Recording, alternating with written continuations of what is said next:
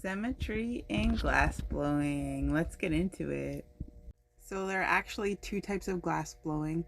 There is soft glass, which is like where people have a giant studio and a flaming glory hole, and they're like these huge fucking pieces. And sorry if I can't curse, sorry.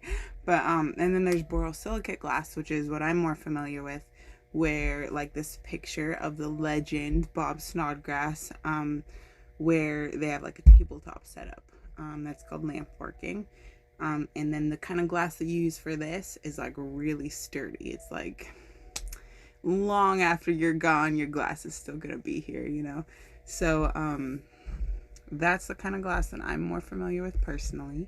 Reticello is a Venetian glass technique that people use to this day, where you like take a colored cane of glass, so like a little skinny color rod of glass, and you draw on this like really precise netting, you know? So you go one way with it and then you go the other way, and like you want it to look perfect, you know? And like hence the symmetry. So then like you see this with filicello, which is just kind of a cutesy name that people like co-opted, I guess, to like explain their method of like, not only are they using the like cane to create the netting, but they're using color to like fill in the netting and like create these like intricate designs. So this filicello, you can see has rotational symmetry as well as reflectional symmetry, so you can like turn it at any angle, and it really really has that nice rotational symmetry. My baby needed to eat, so just ignore that. But yeah, so the history of wigwag designs is tied in with the German montage glass movement. So this example that you see here, I believe, is soft glass, and then I'm going to be talking about borosilicate glass though. So like the borosilicate glass artists, how they do the wigwag design is they get like a tube, they make a tube of like different colors, just like it's just like lines, right? Like a tube of lines in different colors, and then they heat it up.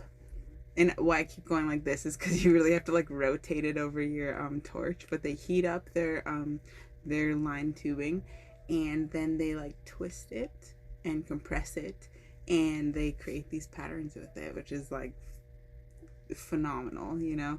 Very impressive. And as you can see with this bong right here, it's like got different sections of wigwag tubing. So that artist like did multiple sections of tubing and then like combine them all together to create that bong.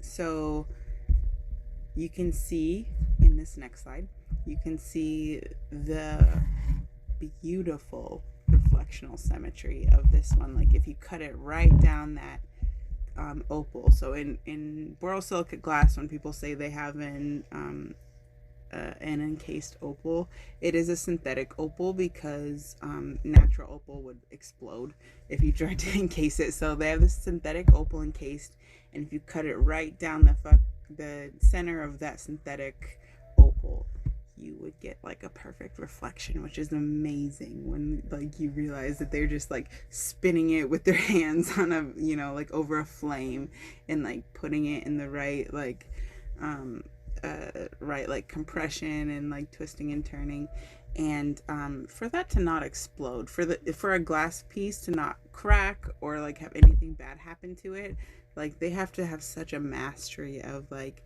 the like temperature and like transferring it to a kiln so it stays at the right temperature. If you have it while you're transferring it from the torch to the kiln, if you at all like mess up with the temperature, it's just gonna crack and then all your work is gone. So yeah, beautiful symmetry in this piece by K-Man Glass.